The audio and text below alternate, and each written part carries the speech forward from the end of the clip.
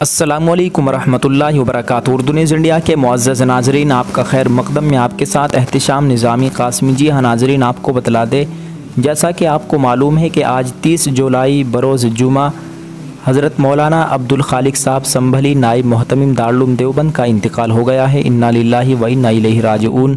اللہ تعالی حضرت والا کی مغفرت فرمائے، اہل خانہ کو صبر جمیل عطا فرمائے۔ ناظرین، ان کی نماز جنازہ کا اعلان کیا جا چکا ہے۔ حضرت والا کی نماز جنازہ آج رات 11 بجے احاطہ مولسری دارالعلوم دیوبند میں ٹھیک 11 بجے کے قریب ادا کی جائے گی۔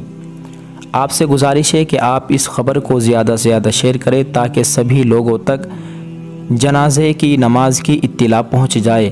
اللہ تعالی ہم سب کا حامی و ناصر ہو۔ اللہ تعالی حضرت والا کی مغفرت فرمائے، اہل خانہ کو صبر جمیل عطا فرمائے اور دارالعلوم دیوبند کو ان کا نعم البدل عطا فرمائے۔